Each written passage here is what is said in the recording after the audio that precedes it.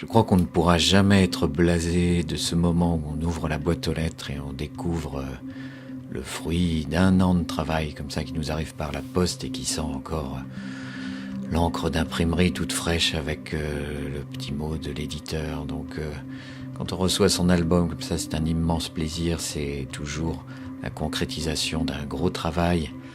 Et soudain, voilà, imprimé sur papier, on voit tous les efforts justement récompensés qu'on a pu fournir pendant un an. Voilà, me voici en train de vous présenter Le Suaire, ce projet en 3 tomes avec Gérard Mordier et Jérôme Prieur. Un projet magnifique que j'ai un immense plaisir à réaliser. Je suis actuellement dans le tome 2, mais nous avons commencé par le Moyen-Âge, une période où il a fallu effectivement mettre à plat beaucoup de recherches graphiques sur les décors, les personnages, les ambiances. Et nous avons déjà trouvé, en tout cas pour les personnages, un socle commun, puisqu'il s'agissait de mettre en scène Antonin Artaud, jeune dans le rôle d'Henri. Antonin Artaud que Gérard et Jérôme avaient déjà traité dans un film, et même plusieurs documentaires. Le personnage de Lucie, par contre, a été un peu plus complexe à trouver, puisqu'elle est très jeune, elle a 14-15 ans, c'est une jeune novice, donc en proie à un amour secret pour Henri, son cousin, et en même temps une dévotion toute naturelle, puisqu'elle est nonne, donc au sacré, à la religion. Donc la frontière, disons pour Lucie, entre folie, puisqu'elle va quand même basculer dans la folie à la fin de l'album, et cette espèce de retenue, de candeur, ça a été, oui, un peu de funambulisme pour la concrétiser.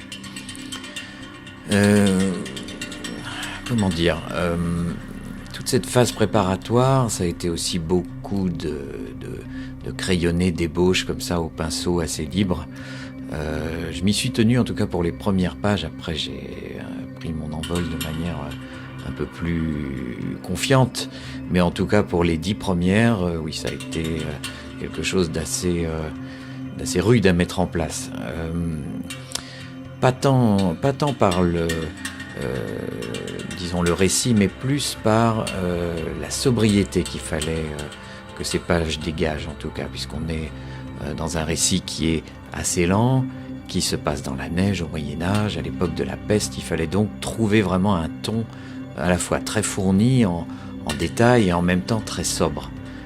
Ce qui peut paraître contradictoire, mais sobre peut-être au niveau des dialogues. C'est pour ça qu'on a cette espèce de silence cotonneux au début de l'histoire, où on campe quand même des scènes assez violentes, avec ces flagellants qui passent, avec voilà toute cette barbarie qui suppure un peu dans tous les coins du décor à cette époque-là. Alors, évidemment, en revoyant ces esquisses au pinceau, j'ai un espèce de souhait qui serait de faire uniquement un album comme ça, parce que ce serait vraiment génial de pouvoir garder sous forme d'album ces premiers jets au pinceau, par opposition aux pages toutes finies, toutes belles comme ça, telles qu'on les livre à l'imprimeur. Mais dans ces premières ébauches à l'encre, il y a évidemment tout le côté versatile de l'encre de Chine et du pinceau qu'on jette comme ça. Donc beaucoup moins de contrôle, mais en même temps, je dirais plus de magie. Enfin, ça, c'est un sentiment personnel, hein, mais quand je regarde les pages finales qui sont effectivement très abouties, très détaillées, et les esquisses qu'on a mis en place au début, j'ai toujours un sentiment de perte. Évidemment, la rapidité d'exécution n'est pas du tout la même. Sur les pages abouties, il faut beaucoup plus de temps, mais sur des pages exécutées au pinceau comme ça, très naturellement, il y a vraiment autre chose. Mais bon, ça c'est la personne qui l'exécute qui peut le dire et qui peut le ressentir, donc peut-être que le lecteur ne le voit pas, mais au moins en tout cas je le perçois. Et non pas que je renie les vraies belles pages de la fin, mais en tout cas c'est toujours une étape qui est pour moi magique et que j'aimerais développer beaucoup plus et voir peut-être consigner, entièrement consigné sous la forme d'un album comme ça, peut-être un jour. Voilà. Je vais maintenant passer à la la parole à Gérard et Jérôme qui ont les clés du scénario de ce beau projet. Ils sont nettement plus qualifiés que moi pour en parler. Je vous laisse donc avec eux pour qu'ils vous décrivent le projet du Suaire. Merci. Non, au début, il y a mon envie de faire un film à propos du Suaire de Turin. Pourquoi ? Parce que le Suaire de Turin, qui est peint à Liray près de Troyes au XIVe siècle, est photographié en Italie à la fin du XIXe, et on pouvait penser qu'au XXe ou au XXIe siècle, on fasse un film à propos de ça. Donc ça permettait de faire, sans le dire, un film sur la peinture, sur la photographie et sur le cinéma. Donc parce que cet objet est un objet formidable pour passer des images, tout simplement. C'est l'invention d'une image. Donc avec Jérôme, on a travaillé sur ça, sur ce projet. Et puis c'est à partir de ce projet, dans les recherches que nous avons faites, que petit à petit, nous nous sommes intéressés de plus près, et de plus en plus près, et de plus en plus près, à la littérature chrétienne. Voilà comment cette histoire a commencé, comment elle s'est prolongée, qu'elle se prolonge encore aujourd'hui. Je crois que c'est une image extrêmement fascinante et forte. Pourquoi ? Parce qu'elle elle remonte à un âge où il y a très peu d'images, évidemment, ni la photo, ni même la peinture, et que donc c'est le visage, le corps de quelqu'un qui remonte à une époque où la représentation est complètement défaillante. C'est-à-dire qu'on n'a pas, on ne sait pas à quoi ressemblait Néron, on ne sait pas à quoi ressemblait Pilate, on ne sait pas, etc. Et donc cette image, elle a créé un choc chez ceux qui l'ont vue ou chez ceux qui la voient aujourd'hui, même en reproduction, parce qu'elle a une force plastique, dramatique très, très, très grande. Et donc après, partant de cette fascination, on a essayé de comprendre pourquoi une telle image avait une fonction de relique, alors même que l'Église catholique a toujours louvoyé, sans affirmer que c'était une relique, mais sans non plus crier à la superstition. Donc ça a été notre première interrogation. Et notre deuxième interrogation, comme le dit Gérard, ça a été de s'apercevoir que au 19e, à la fin du 19e, quand la photographie révèle, entre guillemets, enfin dans le double sens du mot, qu'il y a sur ce linge une image, et l'image d'un corps et l'image d'un visage, c'est très intéressant de voir qu'à ce moment-là, il y a une sorte de débat qui oppose à contre-emploi, à contre-champ, deux camps. Le camp de ceux qui pensent que c'est une image, que c'est une fabrication, que c'est, je sais même pas si on peut dire un faux, en fait que c'est une image, et ceux qui pensent que au contraire c'est l'image du Christ, l'image du Seigneur, c'est une révélation comme ça. Et donc ce qui est très intéressant, c'est de voir que ceux qui défendent l'idée que c'est une image de la divinité, ce sont pas des clercs, ce sont des physiciens, des médecins, des chirurgiens, voilà, et que ceux qui vont contester avec le plus d'arguments, et avec des arguments passionnants, exégétiques, textuels, l'identification possible du Suaire avec une vraie image, ce sont des prêtres, et notamment un chanoine qui s'appelait Ulysse Chevalier. Voilà, et donc ça a été le début pour nous. On a découvert à la faveur de cela que l'exégèse avait quelque chose à nous dire des textes chrétiens et qu'on pouvait ouvrir ces livres comme on ouvre des livres, on pouvait les lire.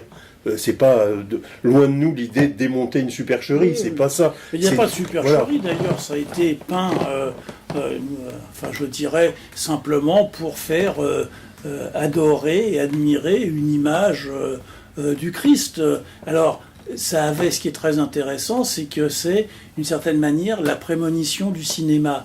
Parce que ce linge était montré dans une église, donc les gens, avant d'entrer dans l'église, payaient leur obol, comme on paye sa place, on rentrait dedans.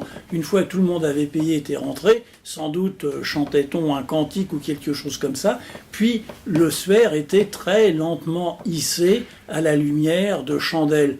Et là, bien entendu, imaginez les paysans de la campagne de Troyes au XIVe siècle qui voyaient ce visage et ce corps se hisser dans l'église. il voyait ce qu'on voit aujourd'hui sur les grands écrans, il voyait quelque chose d'extraordinaire. Donc une fois que c'était ça, on faisait sans doute une prière, on faisait sortir, et puis il y avait une deuxième séance. Et donc les deux évêques de Troyes au XIVe siècle, évidemment, écrivent immédiatement pour protester contre ce qui était de l'idolâtrie, de la superstition et de la cupidité. Pas de chance pour eux, le pape à ce moment-là est un pape qui est à Avignon et qui est cousin du seigneur et de la dame qui font la monstration du sphère. Mais le pape, quand même assez prudent, demande que l'on proclame qu'il s'agit d'une véritable icône, et non pas d'une icône véritable. Comme il le fait proclamer en latin, on peut imaginer aussi ce que pouvaient comprendre les malheureux qui venaient voir ça. Donc on est là dans l'invention des images, et c'est ça qui nous a évidemment suscité dès le premier instant, et puis une invention des images qui repose aussi, bien entendu, sur une invention du texte. Jérôme disait, c'est vrai que Segundo Pia, quand il développe le cliché qu'il a fait du suaire, qui est un linge où on ne voit rien, il y a quelques vagues traces, on ne voit rien, dans le bain de révélateur, il voit apparaître ce visage et ce corps. C'est une révélation.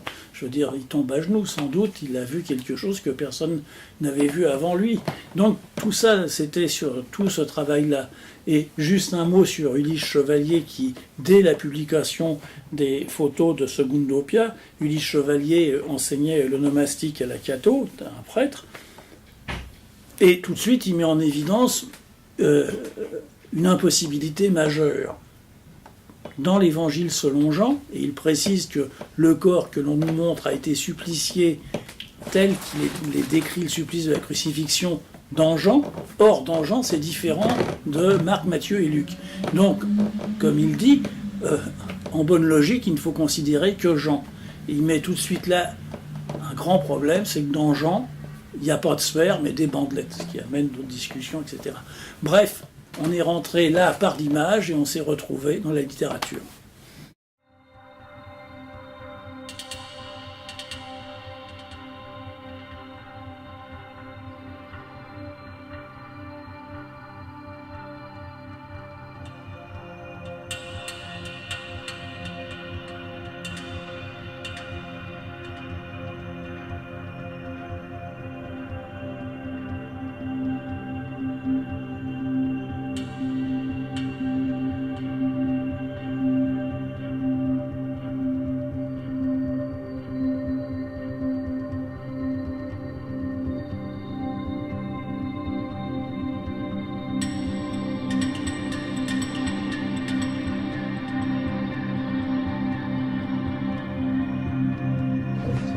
C'est ça. Oui, puis c'est tout que. Mais peut-être une Oui. Devant eux. Ah oui, très très elliptique. On comprend pas bien ce qui se passe entre le moment où le... Mais c'est pour ça qu'il faut un texte. Ouais. Ouais, mais il y en a pas. Ici, il faut pas qu'elle soit nue. Enfin, il faut pas qu'elle soit nue dans la Si, planche oui. précédente. Dans la planche précédente. Ouais.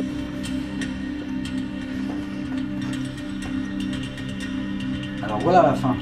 D'accord. Mais question. C'est quoi la question? Ce que vous avez décrit, vous, c'est pas ça. Ça, c'est pas grave. Ce que j'aimerais entre ça et ça, c'est une chose intermédiaire où un petit bout apparaît, tu vois. Quitte à ce que tu fasses... Ici, au moins, ça interroge, certes, sur quelque chose qui est reconnu, qui est une image d'Épinal, en quelque sorte. Ouais. Mais au moins, ça dit quelque chose de ce que vous allez Du aborder récit. dans le récit. Ça ne dévoile, à mon avis, ça ne dévoile rien, ça questionne. Tu vois. Et que ce que tu disais, toi, Eric, par rapport...